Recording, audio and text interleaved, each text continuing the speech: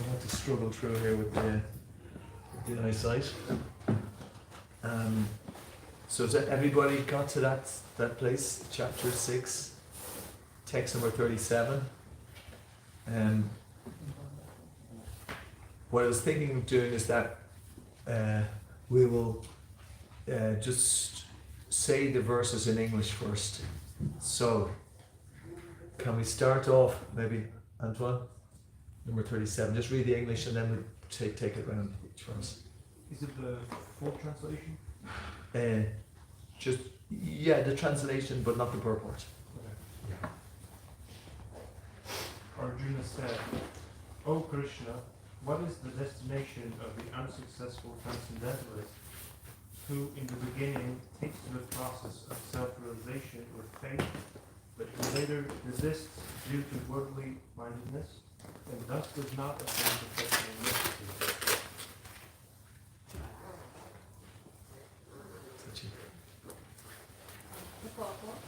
No, just the verse. 38. Yeah, we're going to read the verses first just to get, just to understand. O mighty young Krishna, does not such a man who is bewildered from the path of transcendence fall away from both spiritual and material success, and perish like a riven cloud with no position in any sphere? Anyone wants to read next?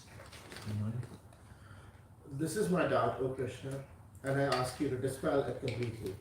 But for you, no one is to be found who can destroy this man. Right. So number 40. Yeah.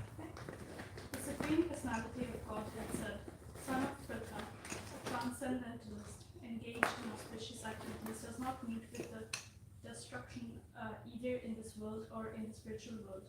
One who does good, my friend, is never overcome by evil." Anyone want to read next one? It's 41, right? Yeah. Okay. The unsuccessful yogi, after many years of enjoyment on the planets of the pious living entities, is born into a family of righteous people or into a family of rich aristocracy. Next. Well, if unsuccessful after long practice of yoga, he takes his birth in a family of transcendentalists who are surely great in wisdom. Certainly, such a birth is rare in this world. So anyone read 43? On taking such a birth, he reveals a divine consciousness of his previous life, and he again tries to make further future process in order to achieve complete success. O son of Kuru. So 2 more verses to read. 44. By virtue of the divine consciousness of his previous life, he automatically becomes attracted to the yogic practices, even without seeking them. Such an inquisitive transcendentalist stands always above the ritualistic principles of the scriptures. 45. And when the yogi engages himself with sincere endeavor in making further progress, being washed of all contaminations, then ultimately achieving perfection after many births of practice, he attains the supreme goal. Okay, so that was a pretty comprehensive answer, wasn't it? It was a pretty comprehensive question as well. Can anyone say, why did Arjuna ask that question? He says, what is the destination of an unsuccessful transcendentalist? Why is he asking that question at this point? You can guess, like it's... I think, what if he's not a successful yogi? Mm-hmm. So what will happen? Yeah. That's the question that he wants to answer. That's the question. Why is he asking that particular question at this point? For us? Yeah, it is all for us, all right. But this particular question, why this particular question? Maybe he doubts. Antoine? I'm not sure, but when it's described, I don't know if it's before or after the destinations of yogis who live in at a particular time. Yeah. I don't know if it's. Yeah, that is a part of it, all right. Yeah, there's another specific reason why he would ask it at this point. Can anyone say? Okay, I'll answer that one. The answer really, well, there's many answers, of course, but I would say the main answer is that he had been just told about a very difficult process of yoga. And if you remember that, do you remember he said that how is one able to, how is one able to practice that? Because the mind is unsteady and to control it is almost more difficult than controlling the wind.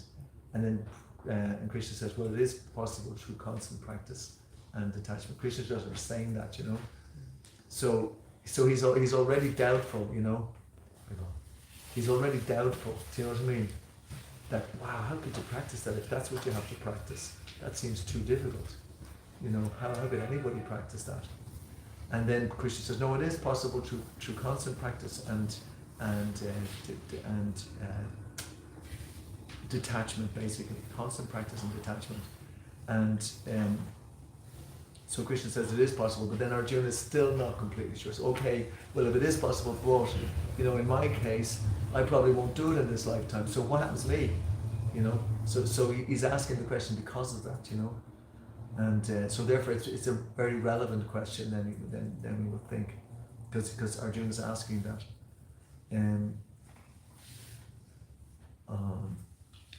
I made a little cheer in text number 40, so I did. Why would I cheer? Yes. Why would I say that after text number 40? It was Krishna's answer.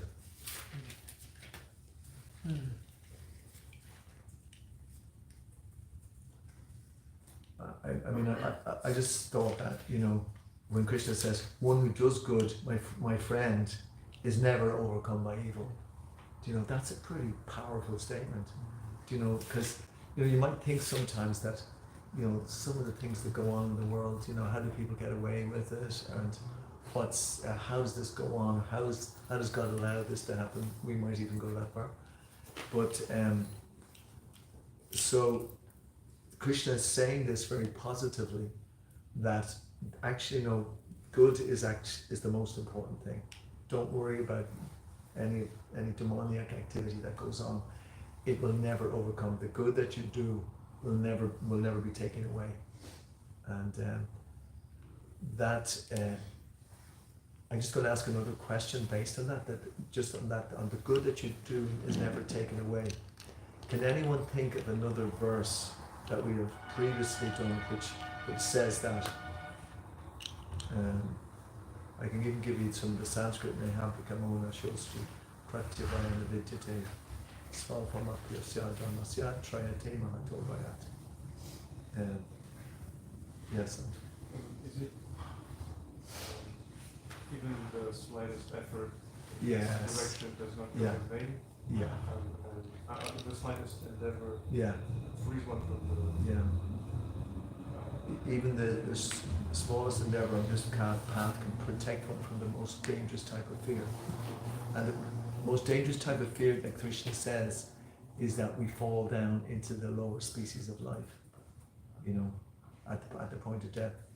I was thinking of that today, actually, when I was just walking. I was working in an art gallery, so I was just walking down the gallery, and then I won't say I was just walking towards one of the rooms in the gallery, and I started to think, I so much identify with being in this body at the moment, What will happen at the time when this body won't be there?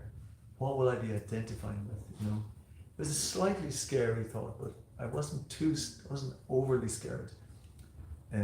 Because obviously the very beginning of Bhagavad Gita says that we're not the body, But I was kind of going into thinking of, okay, the body's gone, now what am I going to do, Now I'm in this consciousness, I've just left my body, what happens now, Because that's what all of this is going to be about. And the whole idea of that is that chapter 8, verse number 6, it says that whatever one is thinking, yam yam vapi smaran bhavam chajate antikalevam. Smaran is remembering. Whatever one is remembering at the point of death, to that place he will attain without fail. So I'm hoping all my friends will be around me, and I hope to do the same task for anybody else. We'll be all chanting Hare Krishna, Hare Krishna, Hare Krishna, so that when the point that I'm leaving my body, I'll be thinking about Krishna. That would be very, very important. but then if I go and I hear Krishna's words but I don't know where have I gone. Then there's another very important verse which is in 4:9. One who knows the transcendental, my appearance and activities, does not, upon leaving this body, take birth again, but attains to my eternal abode. So, Janma karma chame divyam ivam yogati tatvada chatvadeham punarjama nayatimam edisojana. So therefore, one who knows the transcendental nature of my appearance and activities does not, when he leaves his body, take birth again. So the more that I know about Krishna's birth and activities, then I will be more confident just when I leave, okay, now I know where I'm going, I'm aware. So therefore I should, just like you cram for an exam, I'm sure many people here have done exams in the past, haven't they? Well, this is the most important exam that you'll ever do when you leave your body, So you've got to start working now, straight away. Don't wait till you're 30, 40, 50, 60, whatever it is. Don't wait. Start studying now, because Krishna says it's a little hint, it's a secret that he's given. 4:9, he says, one who knows the transcendental nature of my appearance and activity does not take birth again in this world. And the very important thing about those activities is that, does anyone here ever watch any movies? I think we all have done, That desire that we have to actually to watch movies, the latest one going around the bus, I don't know what it is, but there's usually a new one on, or the past the Savoy, or there's a new film on, or there's Netflix or whatever, that desire, that thirst for those things, that's only a perverted reflection of your actual desire to see what Krishna is actually doing. Because the Shastra are completely full, absolutely full. If you think you've stopped by hearing one story, no, there's millions of stories that are actually written down that you can discover. And all of those stories are even more exciting than the previous one. And the real benefit of that is that when you hear those stories, you purify yourself of all the things, that the impurities that are there for many lifetimes, not just this lifetime, but and the more you get purified, the more you get a taste to hear those stories. And a lot of the generations, especially back in India, they that I'm told Prabhupada said it, that they would, in the morning time they would listen to some scripture, in the evening time they would listen to Mahabharata, Ramayana, something like that. And that's the reason why they would do that. It was actually, it was a very cultured, very spiritual society, because they understood many things. I'll stop talking now in a second, but I just wanted to make this point, because I was on the street there on Sunday distributing some literature, and what I was distributing was Coming Back. It's a book about reincarnation. A lot of people I stopped didn't even know about reincarnation, and they had no idea. And they didn't think it, what's that? Oh no, I don't want to get anything to do with that. Kind of an Irish reaction, or stage Irish reaction, I'd say. No, that's too much for me. No, I couldn't get into that. None of that. None of that, yeah. None of that sort of thing. But Down with that sort of thing. Down with that sort of thing, exactly. It's like, it's too much for certain people. They can't. It's like, oh. So we're very fortunate to be able to, to take up on that sort of thing. And Krishna, this is what this whole section here is about. The next, your next situation and what will happen. Arjuna is asking the question. Okay, so now I want us all to be very attentive as we go through very important part, which is Srila Prabhupada's purports. And again, Sachi, could you start over 37 and listen to the purports? So and read along. Actually, read along.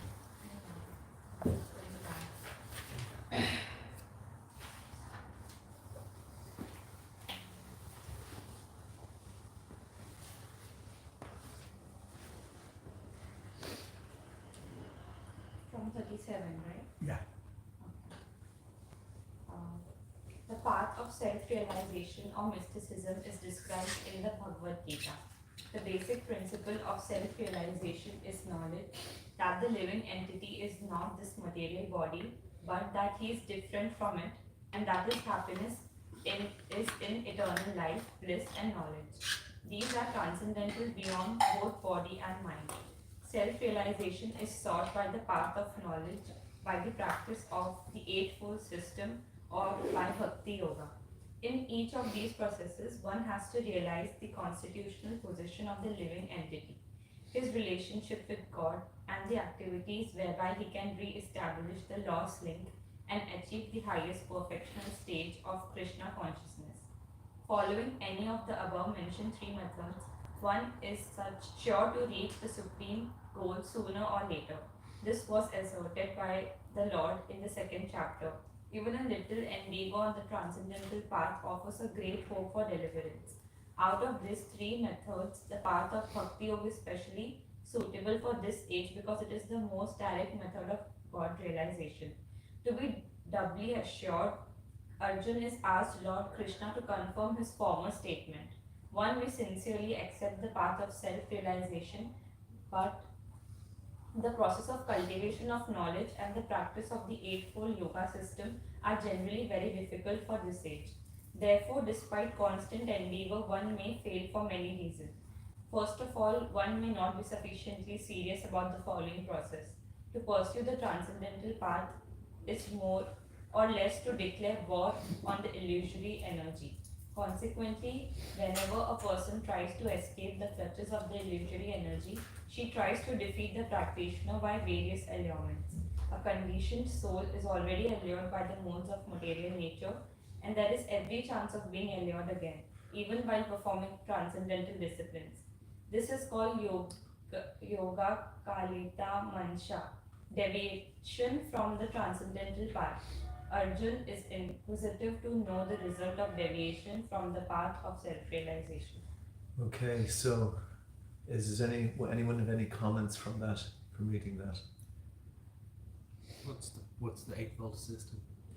The Eightfold System, I'm not absolutely sure to be honest, but it's definitely a very it's a yogic path. Like one has to do a lot of internal discipline and controlling the mind, controlling the senses. I think Krishna described it earlier in the chapter as well. Controlling the life air in the body and so on. It's an extremely difficult path, especially in this age, but it's a doable one, but for very few people. But Bhakti Yoga is the bigger path, basically. So anything else anyone notices from this purport that strikes them as unusual, or not unusual, but interesting?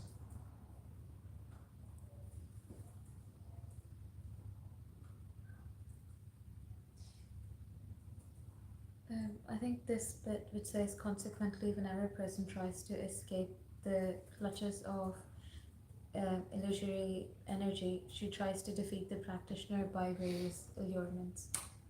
Yes, spot on. That's the one.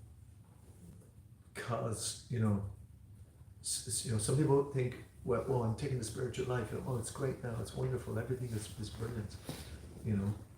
But there's another factor at work there, and that's what's called the or Maya, or the material energy. So there you go. And the material energy is quite powerful, isn't it? The material energy is the whole planetary systems. It's a huge energy, shall we say? And planetary systems affecting the winds, the weather, that's on one level. Birth, death, disease, old age. So many different ways in which the three modes of nature, goodness, passion, and evil, they're all affecting the living entity. So the material energy is pretty powerful. But when one starts to practice spiritual life, suddenly the material energy takes more attention in the person that's trying to escape, shall we say? So what is the reason? Why does the material energy do that? Because we've declared war on it. Well, why would you declare war on somebody so powerful? Why would we do that? To get out.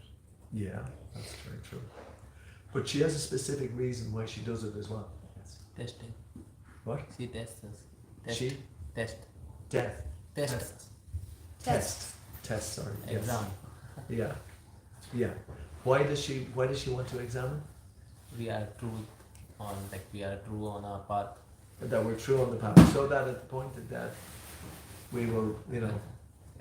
we will because if we're trying to go back to the spiritual world and we're not ready for that, we're going to be a disturbance there.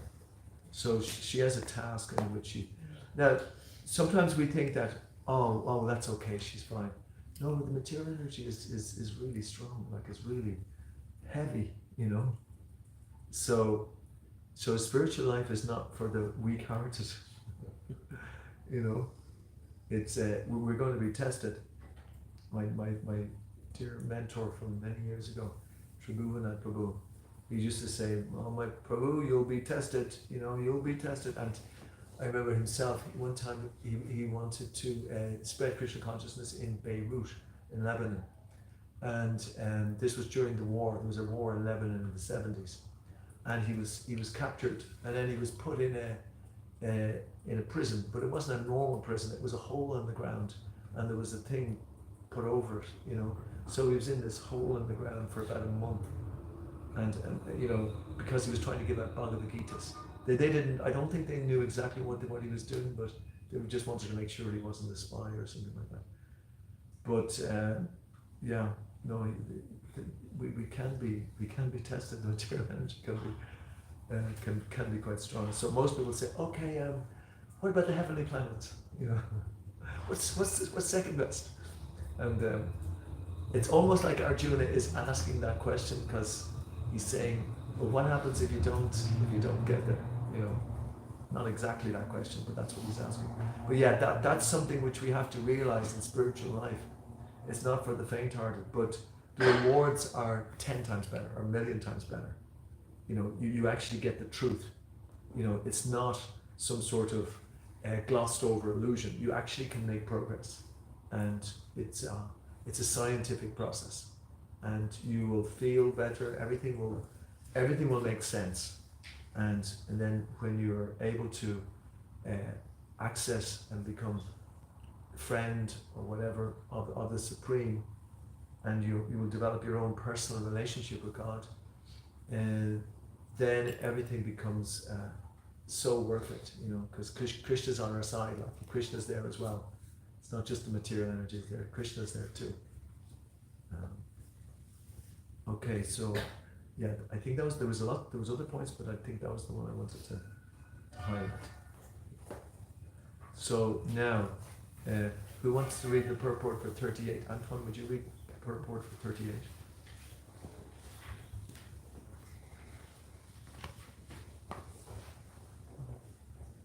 There are two ways to progress. Those who are materialists have no interest in transcendence. Therefore, they are more interested in material advancement by economic development or in promotion to the higher planets by popular work. When one takes to the path of transcendence, one has to cease all material activities and sacrifice all forms of so-called material happiness. If the aspiring transcendentalist fails, then he apparently loses both ways. In other words, he can enjoy neither material happiness nor spiritual success. He has no position. He is like a riven cloud. A cloud in the sky sometimes deviates from a small cloud and joins a big one. But if it cannot join a big one, then it is blown away by the wind and becomes a non-entity in the vast sky. The Brahmanaha Pati is the path of transcendental realization through knowing oneself to be spiritual in essence part and parcel of the Supreme Lord, who's manifested as Brahman, Paramatma, and Bhagavan. Lord Sri Krishna is the fullest manifestation of the Supreme Absolute Truth. And therefore, one who is surrendered to the Supreme Person is a successful transcendentalist. To reach this goal of life through Brahman and Paramatma realization takes many, many births. Bahunam Janmanam Ante. Therefore, the supermost path of transcendental realization is Bhakti Yoga, or Krishna consciousness, the direct method. Jai, it's the direct method. Is anything that anyone likes to comment on there, on what we read? You remember, like last week we discussed about like not all yogis are successful on the path of transcendence. On the transcendental path. But here it says that when one takes the path of transcendence, one has to cease all material activities and sacrifice all forms of so-called material happiness. So, How do you do that? Yeah, and there has to be. It's like not all yogis are going to be successful on the path of transcendence. So, how would you make a difference that they're not completely into the material world, but Yeah. yet they're still a yogi, Yeah. although they're not successful as a yogi.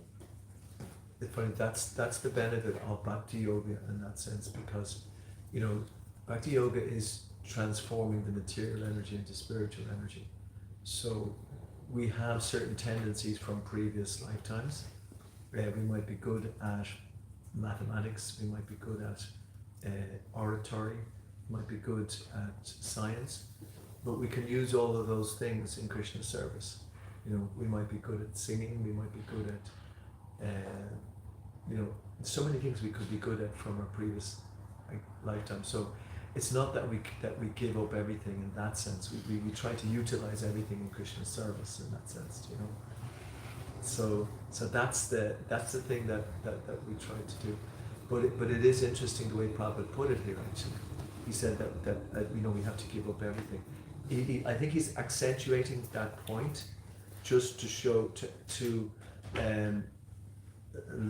elucidate Arjuna, or to show Arjuna's question in a better light, because Arjuna is saying that you'll be lost in both worlds, because generally you have to give up material satisfaction if you want to be successful.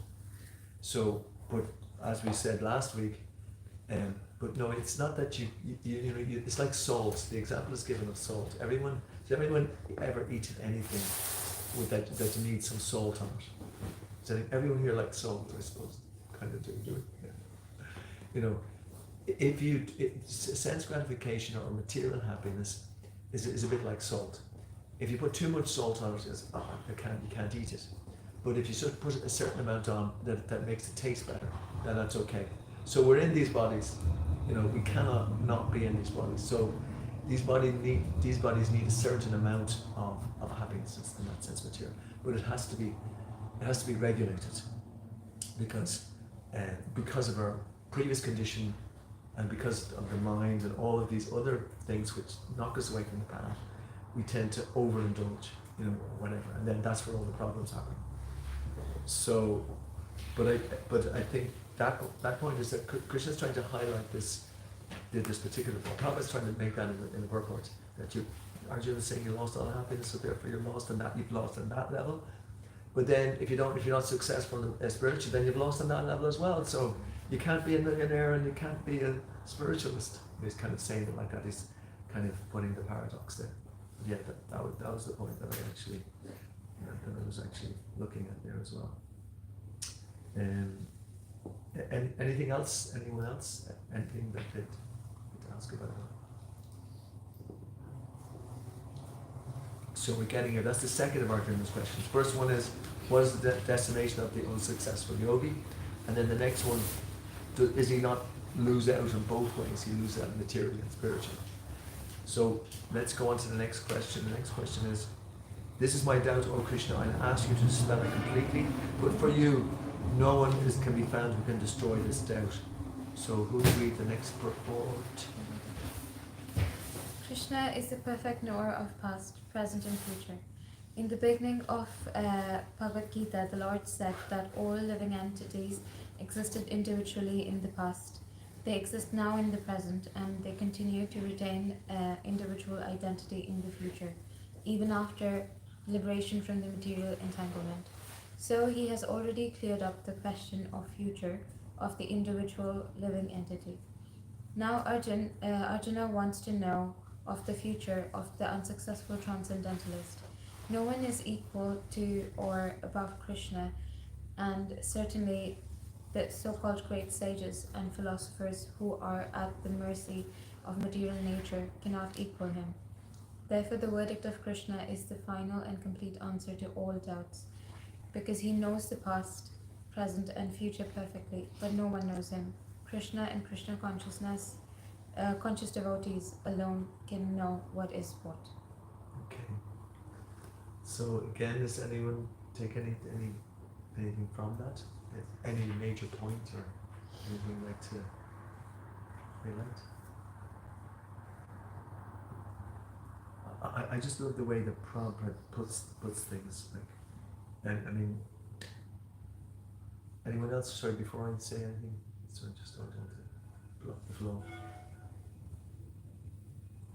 It's just that the way he said that Krishna knows past, present, and future. So, you know, who else would you ask? You know, he's the real person to ask. You know, so Prabhupada really takes that point out and explains why he is the last word. And Arjuna says this: no one is to be found who can destroy. But for you, no one is to be found who can destroy this doubt. So always remember that in your spiritual life. And if you go to Bhagavad Gita, Krishna can destroy the doubts or the problems, whatever. But sometimes you have to take a kind of like an overdose. The Krishna consciousness, spiritual life is the only thing that you can overdose on. Anything on a material life, if you overdose, you're going to get a reaction to. But spiritual life, you cannot overdose on. You know, you can have as much as you want. It's actually good if you overdose on it. You know, and if you finish with Bhagavad Gita, go on to Bhagavatam, Srimad Bhagavatam, and then go on to Chaitanya Charitamrita. So there's a great fulfillment there. But that's the point, that Krishna knows past, present, and future. So if you want to know what's happening, just ask him. Okay. So the Supreme Personality of Godhead said, the son of Pritha, a transcendentalist engaged in auspicious activities, does not meet with destruction, either in this world or in the spiritual world. One who does good, my friend, is never overcome by evil. Who would like to read that? The purport? If someone gives up all material prospects and takes complete shelter of the Supreme Personality of Godhead, there is no loss or degradation in any way. On the other hand, a non-devotee may fully engage in his occupational duties and yet not gain anything. For material prospects, there are many activities, both scriptural and customary. A transcendentalist is supposed to give up all material activities for the sake of spiritual advancement in life, Krishna consciousness. One may argue that by Krishna consciousness, one may attain the highest perfection if it is completed, but if one does not attain such a perfectional stage, then he loses both, materially and spiritually.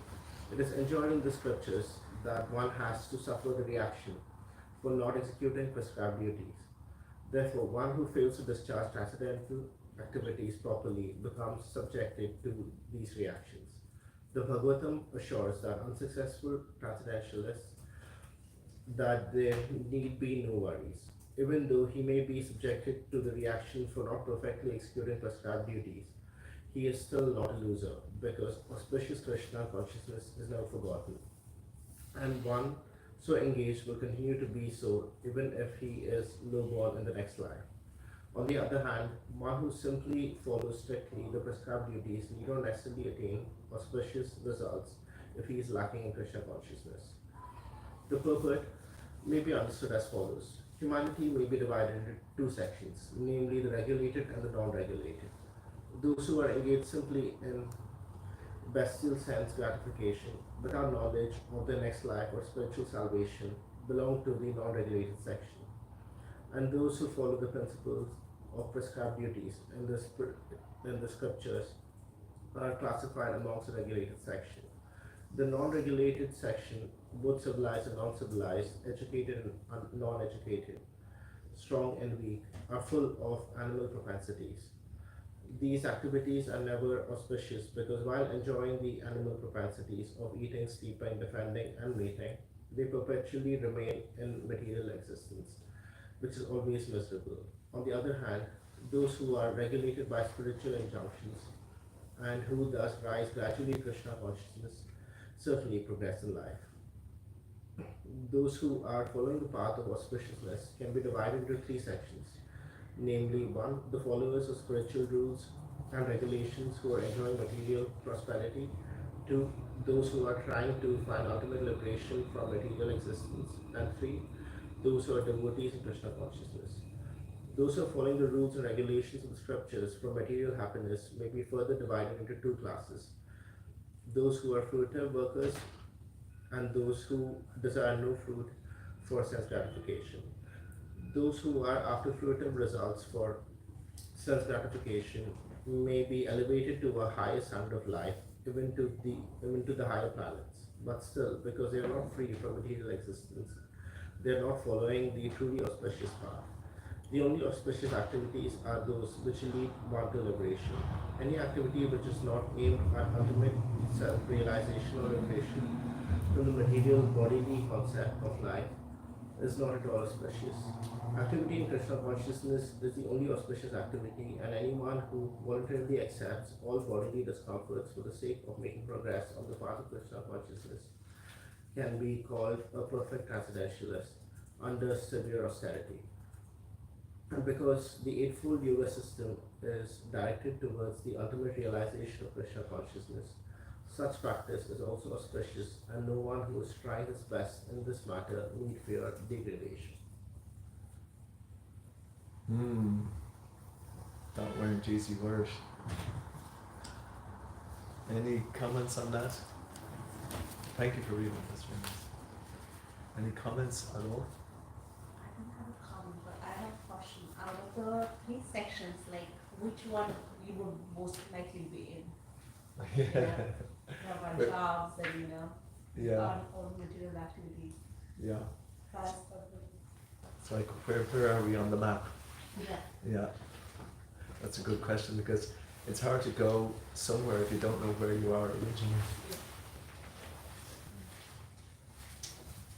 Yeah, I mean, there's the way that it's described there is that there's the fruit of people who want fruitive activities, and they're divided into two. But we certainly don't want to be on the first type of those two, which is that you want fruitive activity so that you will have greater happiness, so-called material happiness. We don't want to be on that level. But the next level is where we see how there isn't material happiness in the world, and therefore we want to get somewhat of a liberation from that, because we see that no matter, even if you have so much enjoyment in this life, even if it's so amazing, the body starts to get old, starts to disintegrate, and then eventually will. So where did all the happiness go? So you kind of think there must be something better than that, And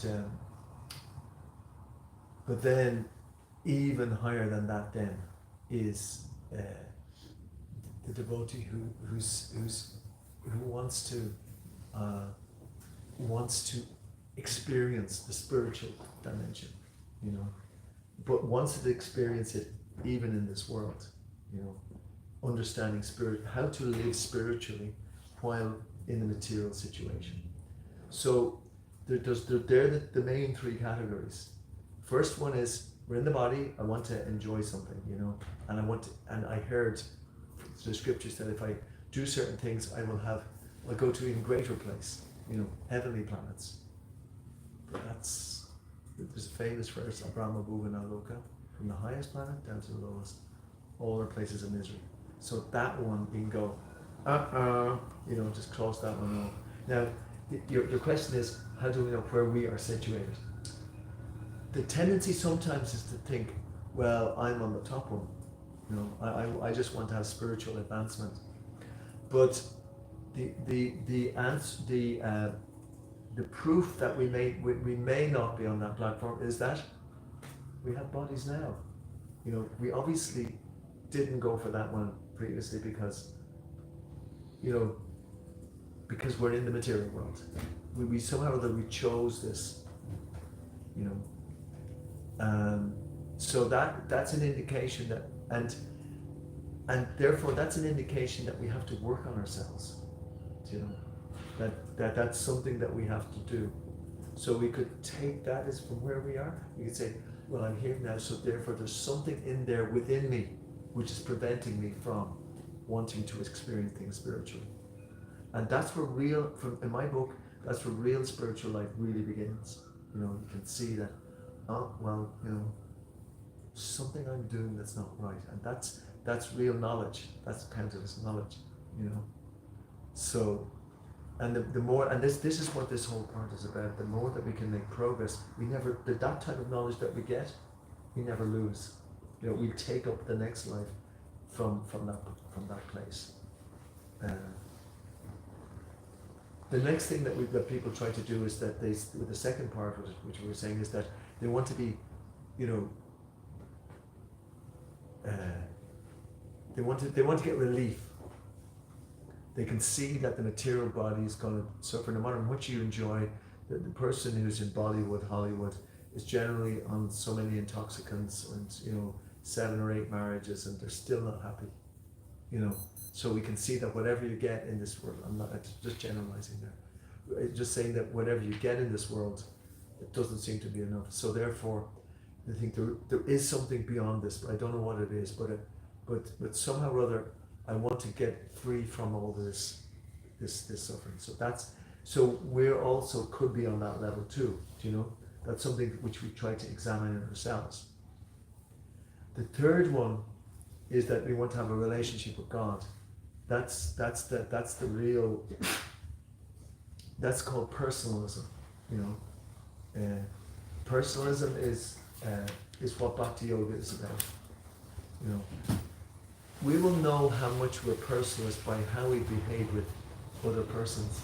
You know, and we may be on this path of being a personalist, but deep down we may have impersonalist tendencies. Do you know what I mean by that? You know, deep down we may have something which says, I love God, but no, actually I really want to just get out of the material world. You know, so these are things that are going on. We have we still have desires to. I want a heavenly planet. I want to really, you know, I want to really enjoy, you know, and yeah. So Sorry. would you say that in the first case the person is a bit greedy and they're not on the auspicious path, but on the second one where there's no desire for fruit, Yes. they're actually on the auspicious path? They are, yes. What is that second part? No, I mean, like the first one says that those who are after the results for sense of gratification may be elevated to a higher standard of life, even to the higher planets, but still, because they are not free from material existence, they're not truly following the auspicious path. But then it says the only auspicious activities are those which lead one to liberation. So because like one person is that they want to achieve the highest standards, they want everything in life, but the second one, there's no desire for any fruit. So would you say they're still on the auspicious path? They're still connected to the material world, but yeah. You see, I think that the third part there is divided into two, because, you know, it seems for me what I try to understand from this is that that the third person, there's two types. One who just want material happiness somehow or the other. There's another one who wants spiritual happiness, but is overtaken by the desire for material happiness, and it just can't, shake that off. He has a deep desire for spiritual happiness, but it's not a pure desire. So he kind of succumbs in one sense to the material desires. So, that could well be, there's all the different parts that we could be on, There's that, we could be just wanting material happiness, and we think, oh yeah, I'll go to the scriptures, there must be some material happiness in there, because I'm not getting it already, I've tried to, get it in material life, but I don't seem to win the lotto, I didn't get the best job, we could, and then, so maybe it's the spiritual life, I'll try it, maybe I'll get it this way. There's people who go to the scriptures for that. But there's other people who go to the scriptures and they say, I know that that's not what's good, but I want to go for something, but they still have that desire there in them, But then there's the second part then is the direct second part is they just want they want relief from the miseries of life. Now it's a little harder to see that relief if you're in a younger body. In one sense it's not, because there's sometimes younger persons more and more, they're having difficulties mentally coping, because there's so much expectation, from the time young boys and girls are 7 or 8, their hero is, I shouldn't say any names, but somebody who's swift. That gives you anyone knows what I'm talking about there. Somebody who's a quick runner, not a quick runner, but you're forced by magazines to try to be this kind of incredible personality, or and everyone's trying to follow a role model, which is impossible, So in that sense, it's not as easier when you're but in general, if you get older, you kind of get this. You see that actually this body is disintegrating, and I can't get this. Anyway, I'm just saying that there isn't happiness that way. But so the persons then want to get relief from this situation in the world, and so therefore they try to. What actually does happen though, which is an important, they try to merge into a nothingness, and there's specific spiritual systems which are set up for that. Again, I'm not going to comment which ones they are, but there's a merging into the oneness of everything, or even, which is partly from the first part, is that I can be God, somehow or other we can all be, we're all actually God, we're all God. Did you not know that? And there's some spiritual systems which actually try to present that, that we can also become God, So that's the second type of person, But the third type of the Bhakti Yoga is the one that we want to do. We want to be the servant of God, because that's our actual situation, is the servant of God, and. To get to that situation, to be the servant of God, is not easy. We do want it; it's there in our life, and in our actions we can prove that. But a lot of the time, our reflex situation is, no, I want to have myself. I want to enjoy. I don't want all the material misery. So they're the things. Hey, how's it going? Oh. We're going to start our Kirtan soon. But yeah, that's the result. That's the way that things are in that, So we are there somewhere along that path. That's the map, and this is why introspection is so important, because if we can introspect carefully, and we can take advice from a spiritual guide as well. Those two things are important. We can introspect Guru, Shastra, and Sadhu. These three things are there, so that we can get the information that we're going in the right. We can introspect, but sometimes we might introspect incorrectly. So therefore, we can go to a sadhu or a guru or a shastra, and then we can check where we actually are on the path. And that's why the association is very good. The association of like-minded souls. Okay, we're 7 o'clock. How do you go? We're 7 o'clock, so that's as far as we can go today. I was hoping to get to the 7 verses. But next week I'm going to, Shama's going to give the talk next week. So she will talk between 41 and 45 for next week. So it's good to follow. Shrimad Bhagavad Gita ki Jai. Hari. So now we're going to start practicing the one of the most, or you could say the most aspect of Bhakti Yoga, and that is the Kirtan, chanting the Maha Mantra, the names of Krishna. And so we're going to start that now. So if we could get some madanga going and some kartal and singing, clear out your vocal cords and sing out. This is call and response. You know, we sing first of all a mantra, and then the singer sings first, and then subsequently the next person, and the rest of the will come out. And then we create the atmosphere. How do you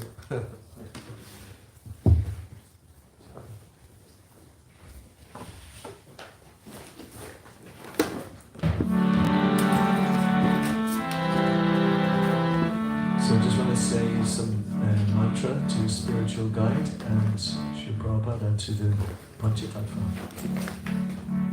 Nama Om Vishnu Vidaya Krishna Prishtaya Bhutale Srimane Bhaktivedanta Swami Nitinamane Namaste Saraswati Devi Gauravani Pachayane Nirvashesa Samyavadi Paschata Deshitaya Jai Shri Krishna Chaitanya Prabhu Nityananda Shri Advaita Gadadhar Shri Vasavi Gaura Bhaktivinoda Hare Krishna Krishna Krishna Hare Hare Hare Rama Hare Rama Krishna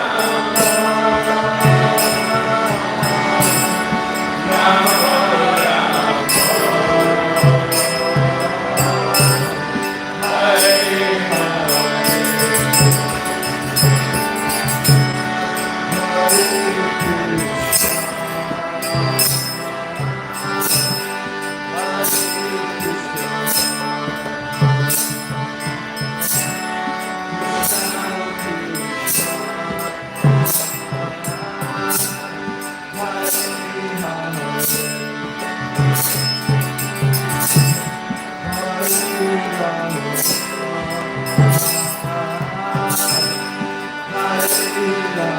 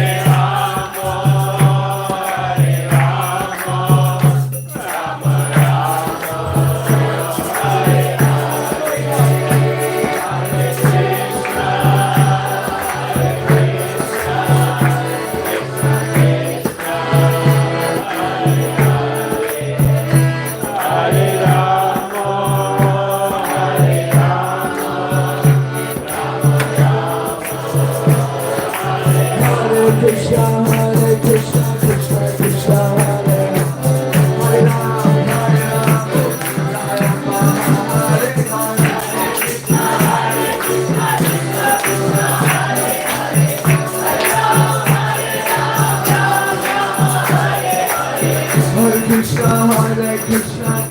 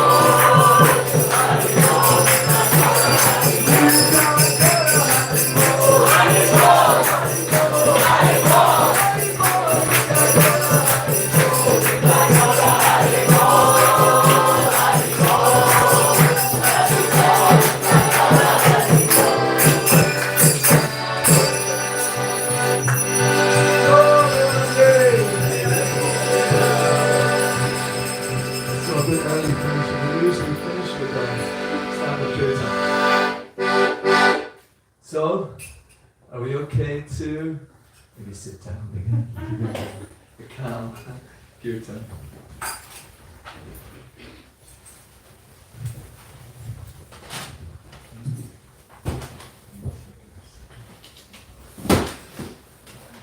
So,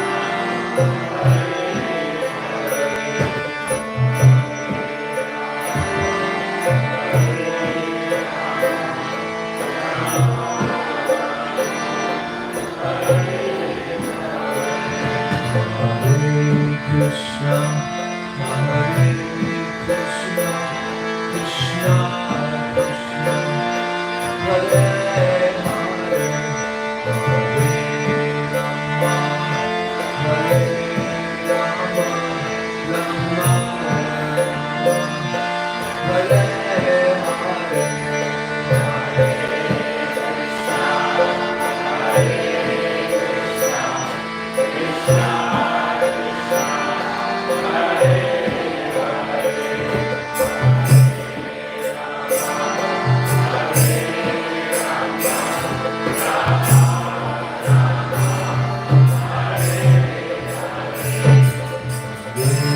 Krishna, Hare Krishna, Krishna Krishna, Hare Hare, Hare Rama, Hare Rama, Rama Rama, Hare Hare.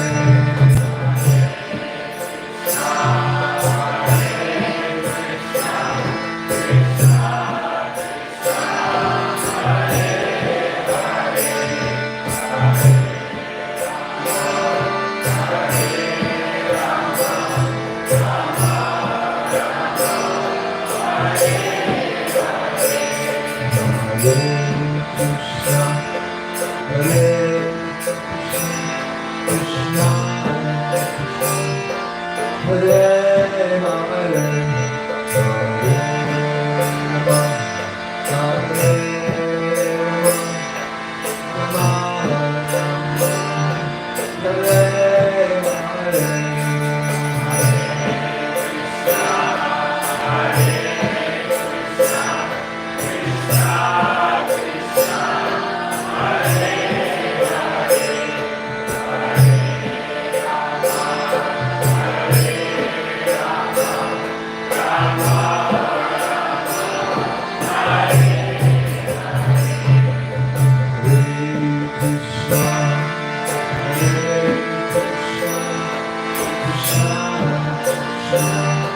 Hare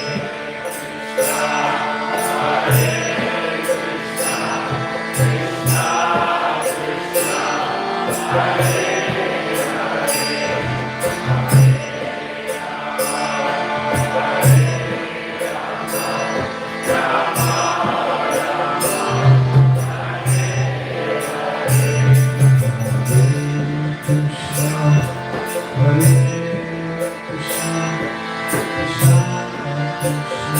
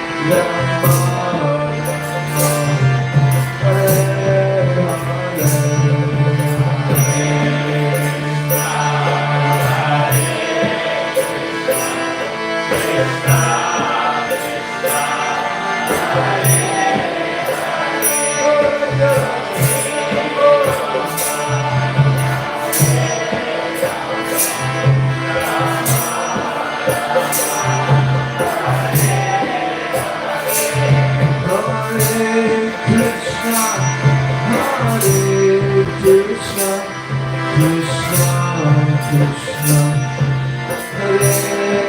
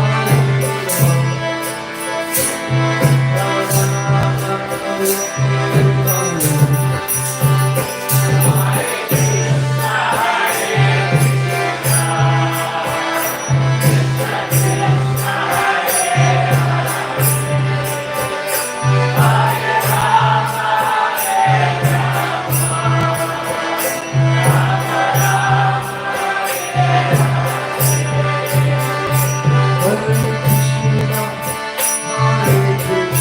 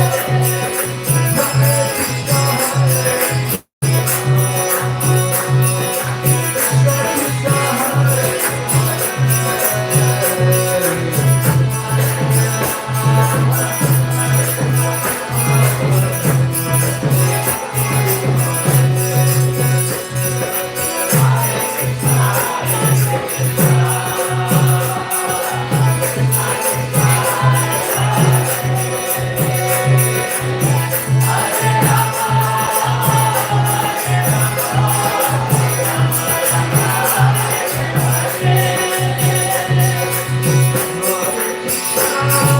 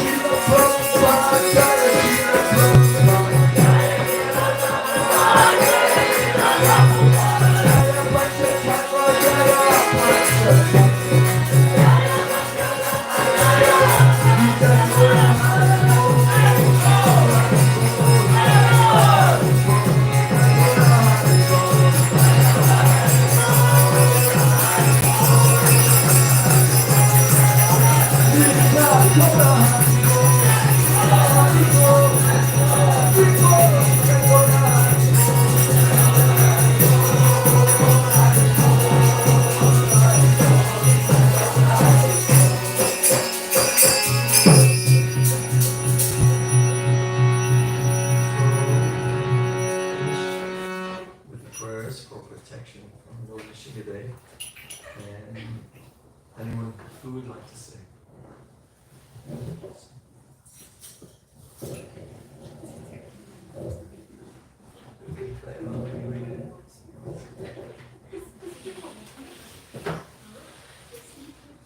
We shall have a little prasada afterwards. Everyone wants to stay for a few minutes. Some soup. And cookies. So this is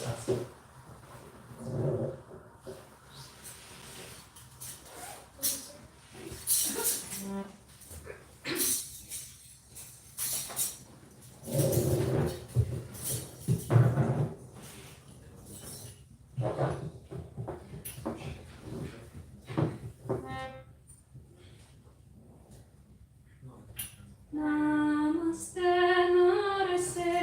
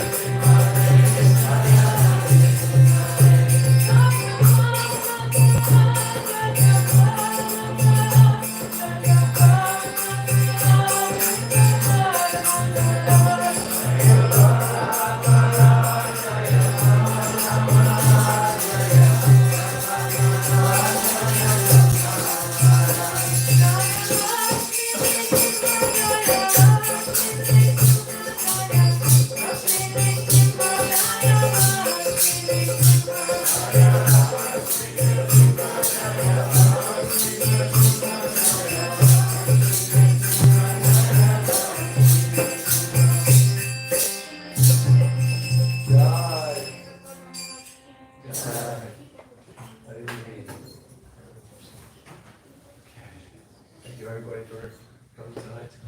So we will have some more Kirtan on Sunday, I guess, 4 o'clock, and then we'll have the whole program is on Sunday. And by the way, I think at the end of May, towards the end of May, we'll have a slightly different structure for the Friday budget, for the Bible Gita, first of all. We're going to have a kind of a 6-part series. It's going to be an interesting kind of interactive series. And that will start, I think Shama and Krishna Abhishek are going to lead it up. And Pragosh is going to be here. It's going to be quite a kind of an interesting, so that's coming on at the end of May. Stroke end of April, I'm not really absolutely sure, but it's coming up very soon. And then we'll also continue to do some like a East class on another evening as well. So we'll have covered all bases. So now we have some soup, is it? Some soup, right?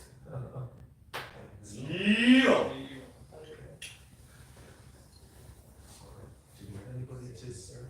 Anybody any serve?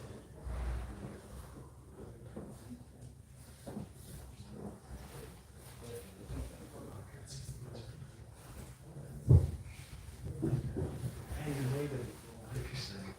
Krishna. How are you doing? Okay, first time here. Yeah.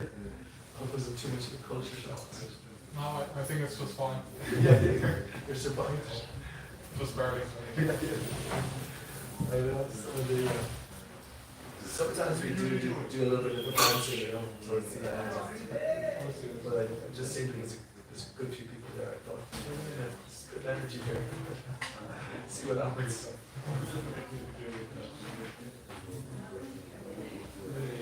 Have you been practicing a bit ever or since, or have you been? I think it's better for here. Yeah. Oh yeah. I've just been kind of YouTube videos. Oh, what was that? Oh wow, thanks, thank you. I've just been looking at like some YouTube videos and stuff, and that's all. Nothing like too extensive. But yeah, I really like techno. Okay, sounds good. No, yeah, part of the 6 to 7 you do in class, you know, it's kind of about it's very, you know, yeah, but I think we get that some other You did, I'm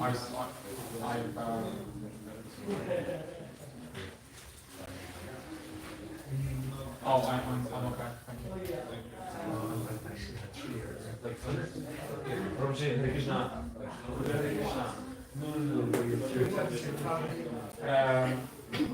No, the book.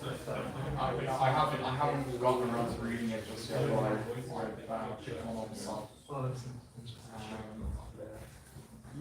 I'm assuming you've read it many times, or? yeah, sure. It takes a little bit to actually get really, you must read it to get a good understanding of it. To get a good understanding of it. But at the same time, it can just teach you once, you know, just a couple of lines even, you know. It's just very separate from what, but even a couple of lines from those verses. Like we were talking about tonight, was quite interesting. We said, what happens at the moment? What happens at the point? And we Krishna was saying kind of, you could, you know, depending on how you're living, you can actually go into another, you will go into another situation, you know, next time, you know. So you take up where you left off, in a sense, you know, you make some progress in spiritual understanding, and so the next part you take up from that place then. Interesting. Yeah. What is like the position of say what consciousness is like? What would there be like an official position or what consciousness is or? I mean, consciousness basically it's a symptom of the soul, the spirit. Because the difference between a live body and a dead body, you know, you could say it's the same mass, it's the same weight, it looks the same, There's John. He's dead. Okay. But where's he gone? What happened? No, he's there. No, he's just there. But he's not. You know. So it's the spiritual science of the self to understand who the self is. And is there like, you can say, well, only one true self, or is there like multiple selves?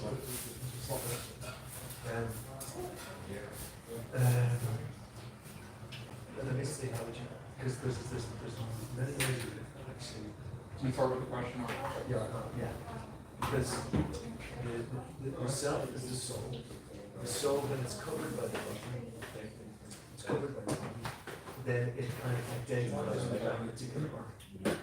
That's how the soul is. And there's many, that's one way of understanding it, you know. So there's a different self. And then in that body, there's different forces that act on the body. There's forces of nature. Okay. Like there's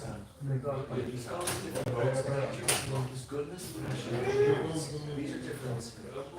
Like if you see a person who's very slow, he sleeps with trouble, he kind of doesn't do anything, he's kind of looks around all the time. That's influenced, his body is influenced by the mode of passion, what motivations. But then, so you could say there's that sort of person. Suddenly he gets a kind of new lease of life. And suddenly he gets active again, and he goes to bed early, and then he starts working all day, you know, and very, very active. Then that's the mode of passion. It's another force which is acting on, which is called the mode of passion. Okay. But there's another mode which is the mode of playfulness, when he starts to, I want to live a really healthy life. I want to get further, I want to get secret joy. I want to eat proper food. I like to not eat junk food anymore. That's a person who can be influenced by the old thing, by the old things. Oh no, I'm okay. Thank you. Okay, thank you. Okay. Is there like an end goal? So I understand. Okay, there's reincarnation, but is there like an end goal, or is it just perpetual until? There is an like for instance, the soul in the body here is not in its proper position. It's in a false position. It's covered. But actually, the soul is. There's another dimension in which the soul can exist as it is in its proper. Oh, you mean like immaterially? Is that what you mean? Yeah, because the soul is spiritual. It's not material. Okay. So there's a spiritual dimension. So here's what I'm curious about. So is there like one like what is the primary?